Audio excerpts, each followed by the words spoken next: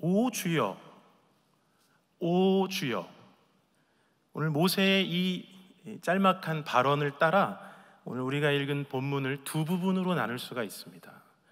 먼저 10절인데요, 제가 읽어드릴게요. 모세가 여호와께 아뢰되 오 주여, 나는 본래 말을 잘 하지 못하는 자니이다. 뒤에 좀 넘어가면 나는 입이 뻣뻣하고 혀가 둔한 자니이다. 두 번째 부분은 어디서 오 주여가 등장하죠? 13절입니다. 여기도 한번 제가 읽어드리면 모세가 이르되 오 주여, 보낼 만한 자를 보내소서.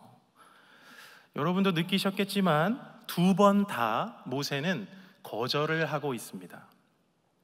그런데 사실 두 번이 아니에요. 이 본문 앞에 무려 세 번의 거절이 더 있습니다.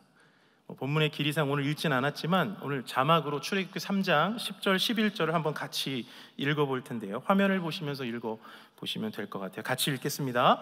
이제 내가 너를 바로에게 보내어 너에게 내 백성 이스라엘 자손을 애굽에서 인도하여 내게 하리라. 모세가 하나님께 아뢰되 내가 누구이기에 바로에게 가며 이스라엘 자손을 애굽에서 인도하여 내리이까. 그렇죠, 여러분? 여기서도 모세는 내가 누구이기에 하면서 분명 거절하고 있습니다. 이렇게 시작된 거절은 우리가 읽지 않은 두 번의 거절과 오늘 우리가 읽은 이 본문에서의 두 번의 거절을 더해서 총 5번입니다. 5번이나 거절해요. 왜 그럴까? 왜 모세는 이토록 반복해서 좀 거절을 할까? 어쩌면 하나님과 모세도 삼뇨의 늪에 빠진 것이 아닐까? 여러분, 삼뇨 아세요? 잘 모르시죠? 삼뇨는 이걸요? 제가요? 왜요? 라는 질문입니다. 신세대들이 자주 한다 그래서 기업의 임원들이 꼭 알고 있어야 할 질문으로 어느 TV 퀴즈 프로그램에 나온 질문인데요, 저도 그러고 보니까 모세가 참 신세대 같아요. 왜냐하면 창세기에서 아브라함과 요셉까지의 그 족장 시대를 다 지나고 무려 400년 만이라고 하는 긴 시간이 지난 다음에 출현한 인물이잖아요. 아주 참 신세대 아닙니까? 그래서 이 신세대의 느낌으로다가 이걸요? 제가요? 왜요? 라고 묻는 것은 아닐까? 라는 말도 안 되는 생각을 해봅니다. 아니겠죠, 여러분? 왜냐하면 하나님께서는요, 모세가 5번 거절할 동안 지금 지시하시는 그 일에 대한 명확한 그림, 목적, 심지어는 필요한 능력에 대해서 아주 소상하게 설명을 해주고 있기 때문입니다. 그럼에도 그러면 왜 모세는 5번이나 주저하고 거절하는가? 그 질문에 좀 답을 하기 위해서 오늘 4번째, 5번째 그 거절 단락을 좀 여러 번 하고 같이 읽은 것인데요, 왜 제가 4번째, 5번째를 좀 설정했냐면 뒤로 갈수록 속마음이 드러나기 때문이에요. 그렇다면 모세의 속마음이 뭐냐? 4번째, 5번째 중 어디를 읽으면 속마음이 더 진하게 담겨 있을까요? 제가 아까 뒤로 갈수록 속마음이 드러난다고 했으니까 어디일까요? 5번째겠죠. 5번째 거절 단락은 13절이었습니다. 여기 한번 같이 읽어보실까요? 13절 같이 읽겠습니다. 모세가 이르되 오 주여, 보낼 만한 자를 보내소서. 여러분, 모세의 속마음은 무엇이냐면요, 그냥 가기 싫은 거예요. 다른 사람 보내라, 다른 사람 써달라, 이겁니다. 왜 이렇게 모세에게 하나님이 맡기시려는 이 일이 좀 싫은 일이, 무작정 싫은 거, 그냥 무작정 거절하고 싶은 일이 되었을까요? 그 이유는 4번째 거절 단락에서 힌트를 좀 얻을 수 있는데요, 10절을 한번 보시면 여긴 제가 읽어드릴게요. 이렇게 되어 있죠. 모세가 여호와께 아뢰되 오 주여, 나는 뭘 못하는 사람입니까? 말을 잘 못하는 사람이다 라고 하고 있습니다. 이 부분을 두고 어떤 학자들은 모세가 실제로 말이 어눌했을 수도 있을 것이다 라고 생각하지만 저는 그렇게 생각하지 않습니다. 왜냐하면 우리는 신명기라고 하는 모세의 장편 설교 3개나 되는 그 장편 설교를 성경으로 갖고 있습니다. 말을 과연 잘 못했을까 싶습니다. 뿐만 아니라 모세는 어디서 성장을 했냐면 당대 최고의 권력 이집트 왕궁에서 자란 사람입니다. 절대 군주의 딸의 양아들로 자란 사람인데, 그런 그에게 왕궁이 어떤 교육을 시켰을까요? 왕궁은 여러분 최고를 키우는 곳이죠. 최고가 아니라면 최고가 되게끔 하는 곳입니다. 그런데 어찌 모세가 입이 둔할 수 있겠습니까? 그가 가진 배움이나 어휘력이나 어떤 필력이 모자랐다면 토라라고 부르는 이 모세오경이 집필되었을 리가 만무합니다. 저는 그래서 좀 더 나가서 그가 왕궁에 있었기 때문에, 또 높은 위치에 있었기 때문에 다양한 언어도 접했을 것이라고 추측을 합니다. 그냥 단순히 하나의 언어, 그 말 못하는 수준에 머물지 않고 여러 나라의 언어도 접했을 것이라고 생각을 합니다. 그렇다면 입이 둔하다라는 모세의 발언은 납득하기 어려운 거절 사유죠. 그럼에도 불쑥 모세가 이런 이야기를 하는 이유는 뭐냐면 그가 가진 철천지한 때문이에요. 철천지한. 출애굽기 2장 11절부터 15절인데요 여기 화면에도 한번 띄워주실 텐데, 여러분 출애굽기 2장 11절부터 15절도 한번 천천히 교독을 해보도록 하겠습니다. 제가 11절을 먼저 읽을게요. 모세가 장성한 후에 한 번은 자기 형제들에게 나가서 그들이 고되게 노동하는 것을 보더니 어떤 애굽 사람이 한 히브리 사람 곧 자기 형제를 치는 것을 본지라. 좌우를 살펴 사람이 없음을 보고 그 애굽 사람을 쳐 죽여 모래 속에 감추니라. 이튿날 다시 나가니 두 히브리 사람이 서로 싸우는지라. 그 잘못한 사람에게 이르되 내가 어찌하여 동포를 치느냐 하매 그가 이르되 누가 우리를 다스리는 자와 재판관으로 삼았느냐. 내가 애굽 사람을 죽인 것처럼 나도 죽이려느냐. 모세가 두려워하여 이르되 일이 탈로 되었도다. 바로가 이 일을 같이 읽겠습니다. 바로가 이 일을 듣고 모세를 죽이고자 하여 찾는지라. 모세가 바로의 낯을 피하여 미디안 땅에 머물며 하루는 우물 곁에 앉았더라. 여러분이 익히 잘 아시는 이 본문은요 모세가 왕궁에서 자란 이후로 처음으로 어떤 행동을 하는 그 장면입니다. 그래서 처음으로 어떤 액션을 취했다는 것에서도 주목할 만하지만 13절만 보시면, 2장 13절만 보시면 처음으로 성경에서 모세가 입을 떼는 장면이기도 합니다. 그 앞에는 안 나와요. 입을 떼요. 그러니까 성경에서 등장하는 모세의 첫 발언이라는 건 뭐냐면 히브리 사람이 싸울 때 가서 왜 동포끼리 그러냐라고 하는 그 중재의 발언이었습니다. 그런데 모세에게 돌아오는 반응은 무엇이었냐면 누가 너를 재판관 삼았냐? 네가 뭐라고 이렇게 하냐? 라고 하는 핀잔이었고 언어적 폭력이었고 정서적 몰매였어요. 그로 인해 신변의 위협이 왔고 너무 좋게 지내던 자신의 처소에서 박차고 다른 곳으로 도망가야 할 위기를 맞았습니다. 자, 그렇다면 여러분이 만약에 오늘 여기서 이 시점에서의 모세라면 이런 자들에게 돌아가서 그 입을 다시 떼서 너희들이 나의 동포라고 말하고 너희들을 하나님이 사랑하신다라고 말하고 너희들에게 언약을 지키시려고 하나님이 나를 보내셨다라고 말하실 수 있겠습니까? 처음 입을 뗐는데 그런 반응과 이런 타격이 왔는데 오늘 이 시간 하나님이 이렇게 말씀하실 때 이런 발언을 하러 갈 수가 있겠어요? 쉽지가 않아요. 그래서 어쩌면 그 마음이 툭, 입이 사용돼야 되는 문제에서 이미 툭 나가서 난 입이 분한자입니다. 사실은 속내는 뭐예요? 난 말하기가 싫어요. 모세의 속마음 어디선가 나는 그들과 말도 섞기 싫어요. 괜히 가서 또 입댔다가 무슨 봉변을 내가 당하려고, 무슨 억하심정의 상황에 처하려고, 아유 나는 싫어요. 아론 붙여준다 그래도 나는 싫어요. 이거 이럴 줄 알고 아론을 다 준비시켜서 지금 오고 있다고 해도, 하나님이 그렇게까지 날 도와주신다고 해도 나는 싫어요. 상관없어요. 이게 모세의 속마음이었을 겁니다. 그런 측면에서 여러분 무척 신기한 건 뭐냐면 하나님이에요. 왜냐하면 무려 이렇게 5번이나 거절하고 있는 이 모세를 하나님은 계속 붙들고 설득하고, 물론 이제 나중에 화를 좀 내시면서 강하게 밀어붙이시긴 합니다만, 모세가 말 잘 못한다고 하니까 야 아론도 준비해놨다 이렇게 말하는 그 하나님을 한번 생각해 보세요. 그래서 오늘 이 장면에서 저는 하나님에 대한 작은 단상 2가지를 깨닫게 되는데, 그게 뭐냐면 첫 번째는 하나님은 모든 걸 아세요. 모든 걸 아세요. 아론이 14절에서, 오늘 보면 14절에 보면 아론이 지금 너를 만나러 오고 있다라는 얘기를 합니다. 그 말은 시차상 모세가 나 말 잘 못하겠어요, 나는 말에 있어서는 둔합니다 라고 핑계 댈 때, 야 그러면 일이 이렇게 되면은 누굴 골라서 이제 도와주러 가게 만들어야 되지? 누구를 그럼 어떻게 해야 되지? 이렇게 전략을 그때 짜는 게 아니라 모세가 이런 핑계를 다 댈 줄 이미 익히 알고 있었다는 것처럼, 야 임마 벌써 준비해서 오고 있어, 그런 핑계 댈 필요가 없어, 이걸 보여주세요. 그래서 생각되는 이 하나님에 대한 단상 두 번째가 뭐냐면요, 이런 질문이에요. 아론을 준비시키실 수 있었다면 하나님은 왜 굳이 모세여야 했을까? 입니다. 왜냐하면 아론은 지금 움직이고 있고 명령을 따라 움직이고 있고 모세는 움직일 생각이 없어요.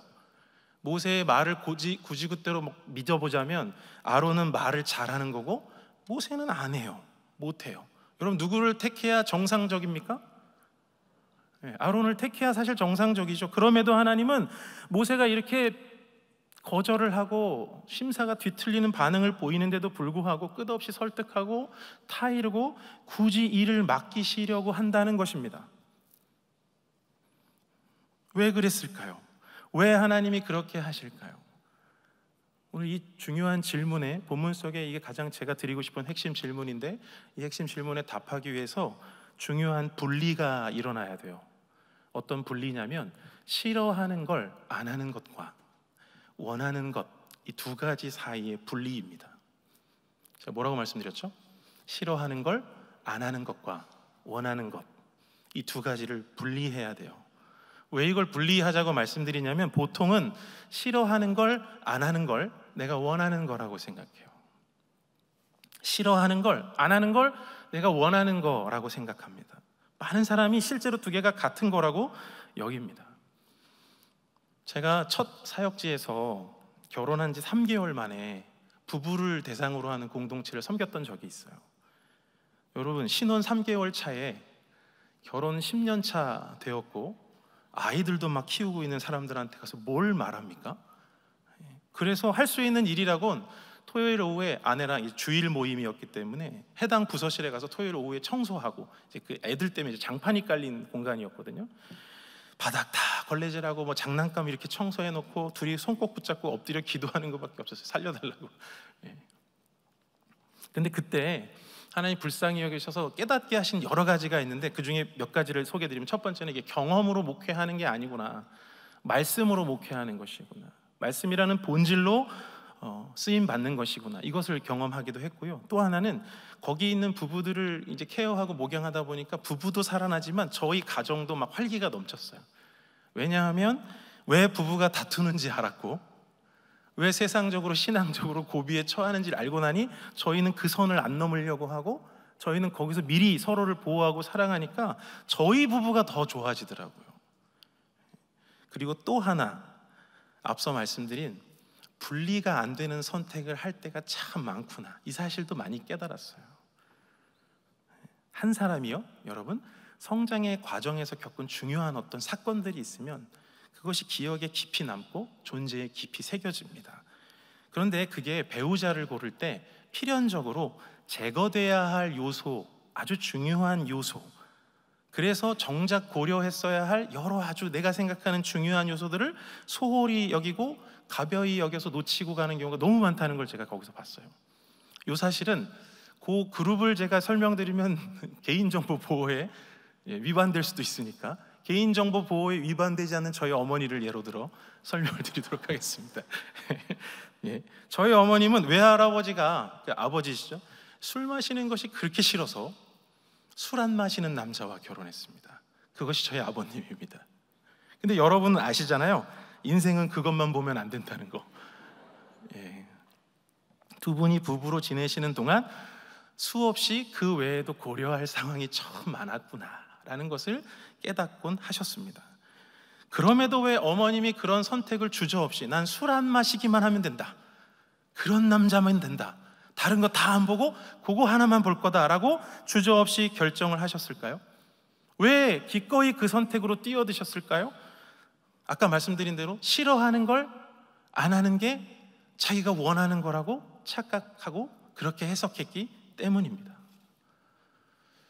여러분, 오늘 본문의 모세도 그래요. 모세도 지금 그냥 싫어요. 하나님이 말씀하시는 거 그냥 싫어요. 그 일 너무 싫어요. 심지어 오늘 이 장면이 출애굽기 4장이니까 3장에서 이어지는 장면이거든요. 3장이 무슨 장면이냐면 떨기나무에 하나님 불을 붙이셔서 놀라운 광경, 임재를 목격하게 하신 그 이야기에 붙어 나오는 이야기입니다. 그 정도로 하나님의 임재와 능력과 확실한 징표가 보였음에도 불구하고, 그렇게 하나님을 오늘 모세가 분명히 만났음에도 불구하고, 그래서 여기 신을 벗어라, 여기서는 그 압도적인 장면을 지금 모세가 경험했음에도 불구하고 지금 거절의 핑계를 무려 몇 번이요? 5번. 장수 돌침대도 아니고 5번. 5번. 여러분, 왜요? 가기 싫은 거예요. 다시 가기가 싫은 거예요. 말이 어눌한 게 아니라 이스라엘 백성과 말을 섞기가 너무 싫은 겁니다. 나를 어눌하게 보았던, 나를 억눌렀던, 그래서 인생을 완전히 꼬아버린 그 민족에게는, 그 못돼 먹은 민족에게는 다시는 가기 싫은 거죠. 더 고생해야지 내가 뭐하러 거기 가서 그들을 구출합니까? 이 상황 자체가 너무 싫은 거예요. 그래서 그 싫은 일을 하지 않기를 원하는 겁니다. 하지만 하나님은 붙드세요.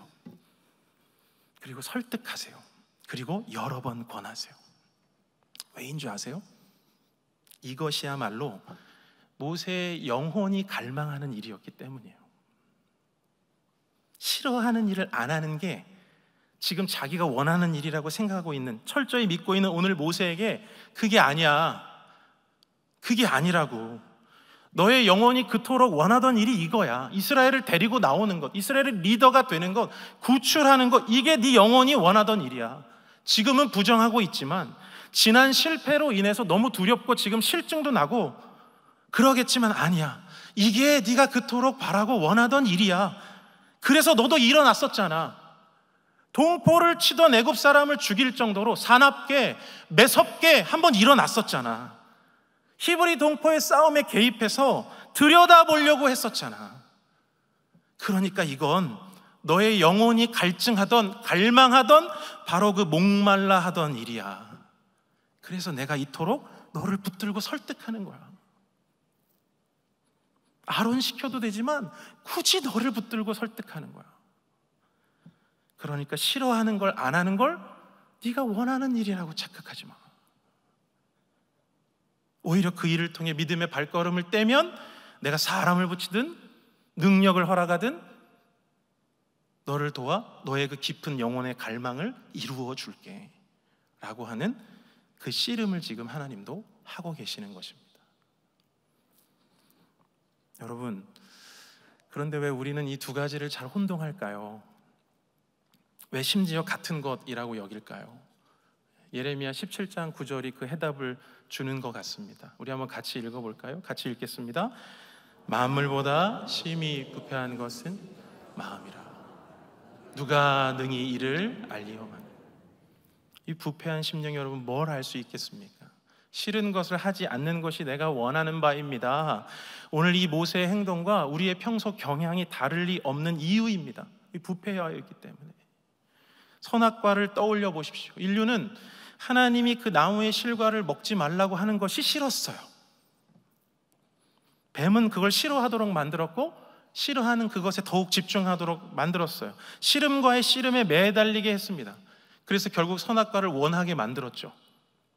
그러면서 자신이, 그 아담과 하와가 진짜 원하는 게 무엇인지는 지금 놓쳐버렸어요. 선악과를 원하느냐고. 여러분, 아담과 하와가 원했어야 하는 건 에덴에서의 하나님과 깊이 있는 영원의 교제였어야 합니까? 아니면 선악과 실과 하나 먹는 겁니까? 왜 씨름과의 씨름을 세상에 걸어오는지 여러분 아시겠습니까? 씨름과의 씨름이 어디서 오는지, 그걸 어떻게 다루어야 할지, 싫어하는 것을 안 하는 것과 원하는 것을 분리하고 분별해야 할 이유가 지금 여기에 있다라는 것입니다. 도대체 무엇 때문에 죄가 시작되었고 인류가 넘어졌습니까? 싫은 것이 생겼을 뿐 아니라 그걸 붙들고 씨름은 해도 다룰 줄을 몰랐기 때문에 엎어진 것입니다. 저 또한 그래서 이 질문에서 결코 자유롭지가 않습니다. 사람이란 모름지기 기호라는 게 존재해요. 좋고 싫은 게 항상 존재합니다.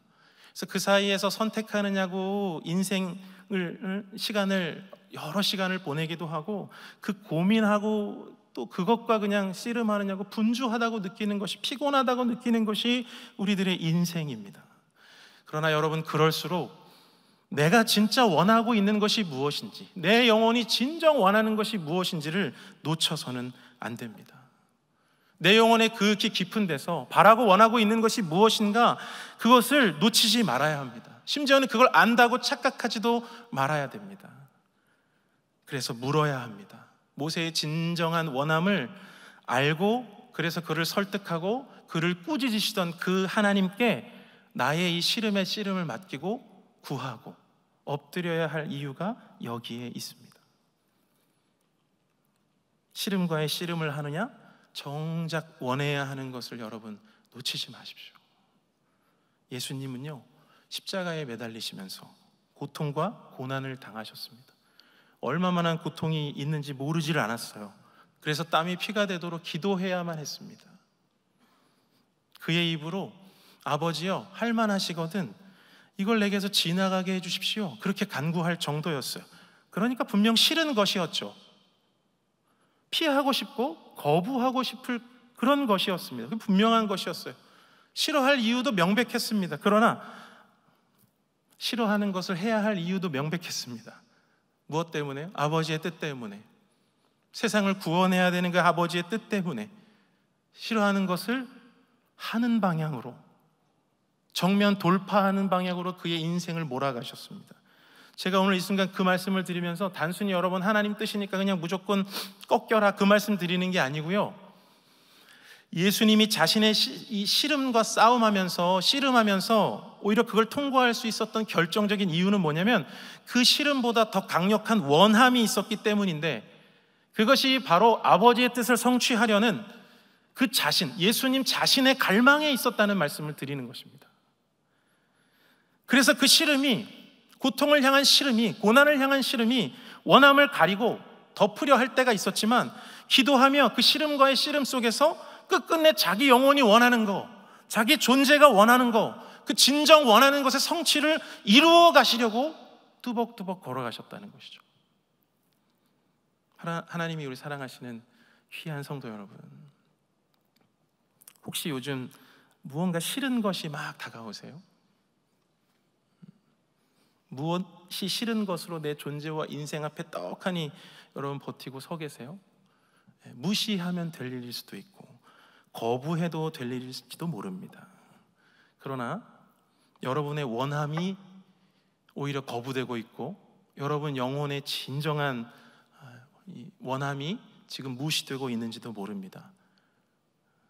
그러므로 이 씨름과의 씨름 속에서 이걸 이길 강력한 그 강렬한 원함이 무엇인지 내 영혼의 속내를 들추어 보시길 바랍니다. 만물보다 부패한 우리의 심령, 저를 포함하였어요. 그걸 다 아시는 하나님께서 우리에게 분별한 힘을 주시옵소서, 그렇게 요청하시며 나아가시는 귀한 믿음의 사람들이 되시기를 너무나 간절히 바라고 원합니다. 그래서 여러분 성장하세요. 왜냐하면 싫은 것을 하는 것은 우리를 성장하도록 돕습니다. 올 초에 제천에 가서 기도하다가 연초 계획을 저 나름대로 이것저것 세우다가 하나님이 저에게 강하게 주신 마음이 뭐였냐면, 이 세상 누구나에게 다 성장 욕구가 있다라는 것이었어요. 저는 없는 줄 알았거든요. 이미 커서 더 이상 성장하면 안 되고 욕구 부리면 안 되는 줄 알았는데, 그게 아니라 너의 영혼도 뭐 겸손하다는 이유로, 낮아진다는 이유로 뭐 성장하는 것에 대해서는 관심 없다는 듯 살지 말고 너희 안에도 성장하고 싶은 욕구가 있을 것이다. 누구나 다 있다. 그 마음을 주셨어요. 그렇잖아요. 여러분 성경을 일독하고 싶고 뭐 기도의 진중함에 빠지고 싶은 건 우리 모든 이들의 영혼이 연초마다 또는 월초마다 어떤 분기가 바뀔 때마다 늘 바라고 원하는 거잖아요. 왜요? 성장하고 싶어서 그런 거예요. 다 살아있으니까, 살아있으면 당연히 성장하고 자라나고 싶잖아요. 아닌 게 더 이상하잖아요. 근데 여러분 성장하려면 뭐가 필요하냐면 싫은 것을 할 줄 아는 훈련의 시간이 필요합니다. 좋아하는 것만 해서는, 좋은 것만 해서는 도통 성장할 수가 없습니다. 저희 첫째가요, 키도 크고 발도 큽니다. 저를 닮아 덩치는 안 커서 하나님 크신 은혜를 우리 가정에 주셨다고 생각하는데, 근데 여러분 가끔 그 녀석이 발이 아프다고 할 때가 있어요. 그게 언제냐면 신발을 살 때예요. 새 신발 살 때. 워낙 이제 좀 쿨하고 좀 무던한 녀석이라서 그런지 뭐 가타부타 말이 별로 없어요. 그러다가 신발이 좀 낡아서 뭔가 이제 신발을 교체하게 될 때가 오면 그 신발 고르는 장소에 가서 새 신발 신고 얘기해요. 그동안 발이 아팠다. 부모 마음에서는 여러분 막 마음이 무너지죠. 일찍 얘기하지. 일찍 얘기하지. 발이 아팠다고 왜 이제 얘기하냐? 아프면 아프다고 말을 하지. 아프면 뭐하러 참고 있어? 왜 그 씨름과 씨름을 하고 있어? 여러분, 근데 우리도 마찬가지 아닙니까? 씨름과의 씨름은요, 뭔가 성장할 시기가 왔다는 분명한 사인이에요. 그럼에도 새 신, 더 큰 신을 맞춰서 바꾸어 신기보다 나의 용량을 넓히시려는, 용적을 넓히시려는 거 하나님께 붙들려서 그 다음 단계로 넘어가기보다는 여전히 좁아터진 그 신발 안에서 꾸역꾸역 그 씨름과 씨름만 하고 있다면 그건 분명 어리석은 일이고 불쌍한 인생이라고밖에 말할 수가 없습니다. 특히 아버지가 보실 때요. 혹시 여기 지금 씨름과의 씨름을 하고 계시는 분이 있으실지 모르겠습니다. 하나님이 여러분을 그 가운데에 성장시키실 줄 믿으십시오. 싫은 것을 안 하는 게 답이 아니라, 그게 내가 원하는 게 아니라 오히려 그 길을 지나 내가 진짜로 원하고 있는 것을 하나님 깨닫게 해 주십시오. 그것을 이루어 좀 주십시오. 그리고 그에 맞게 나를 성장시켜 주십시오. 그렇게 고백할 수 있는, 그렇게 이 씨름을 견뎌내고 이기실 수 있는 귀한 인생들이 되시기를 간절히 소망합니다. 이제 이번 주 금요일 또 토요일 여러 귀한 시간이 여러분 우리 앞에 펼쳐집니다. 저는 이번 일을 앞두고 하나님이 저한테 이렇게 많이 물으세요. 야, 너의 영혼은 갈망하지 않냐? 한 사람이 더 전도되는 걸 갈망하지 않냐? 하나의 교회라도 더 세워지는 걸 갈망하지 않냐? 너의 영혼이 궁극적으로 원하는 거, 너 그래서 목회하는 거 아니냐?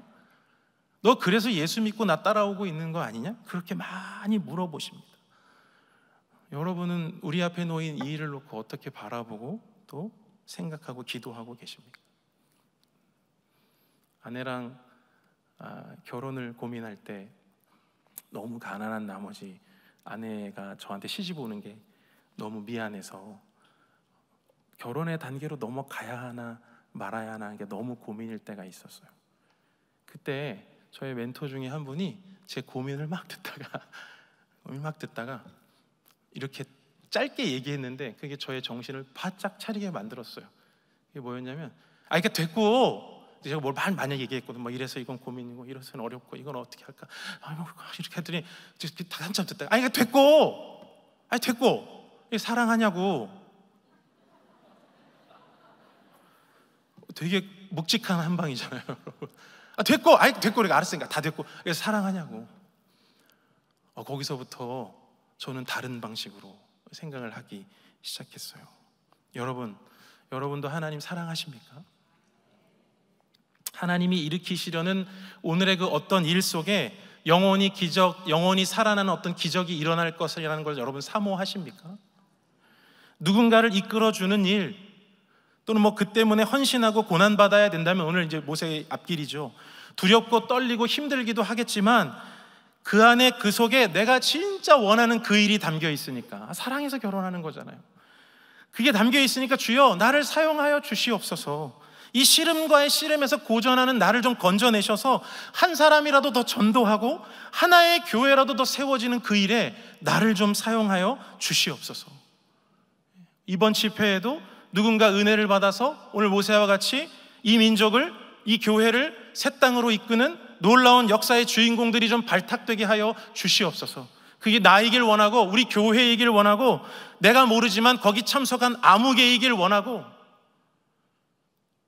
주여 그 일을 위해서 우리를 필요하다면 꾸짖어 주시고 설득해 주셔서 우리 진정 원하는 그 일, 우리가 진정 바라는 그 일로 우리를 좀 이끌어 주시옵소서. 그런 기도 가운데에 나아가시고 마음 모아주시고 또 기도해 주시는 귀한 우리 사랑의 교회, 우리 귀한 영가족들 되실 주님의 이름으로 간절히 소망합니다. 잠시 기도하겠습니다. 사랑과 은혜와 능력이 풍성하신 아버지 하나님, 요즘 내 영혼에 어떤 질문이 긁히고 채이는지 하나님 아시는 줄 믿습니다. 내일이면 벌써 6월인데 나는 무엇을 갈망하며 살고 있는지, 또는 무엇을 피하느냐 정신이 없는지, 나를 성장시키시려 씨름하시고 오늘도 내게 수백 번 수천 번 권하시고 명하시는 그 하나님의 놀라운 손길에 온전히 순전히 붙들려서 오늘 여기 나의 인생, 씨름과 씨름하는 이 나의 인생 성장하길 원하면서도 좋은 것만 해내려는, 내 기호에 맞는 것만 하려는 이 연약한 나의 영혼에 하나님 꾸짖음도 주시고 강력한 하나님의 밀어붙이심과 만져주심을 허락하여 주셔서 하나님이 오늘 나를 통해 이루고 싶은 그 일, 사실은 구원받은 내가 너무나 원했던 그 일, 내 평생 내 면류관이 될 그 일, 그 일을 위하여 힘껏 나아가는 복된 인생 소망하는 귀한 영혼들이 될 수 있도록 오늘 말씀 가운데에 역사하신 대로, 도전하신 대로 하나님 이들을 이끌어 주시고 붙들어 주시옵소서. 예수님의 이름으로 기도드리옵나이다. 아멘.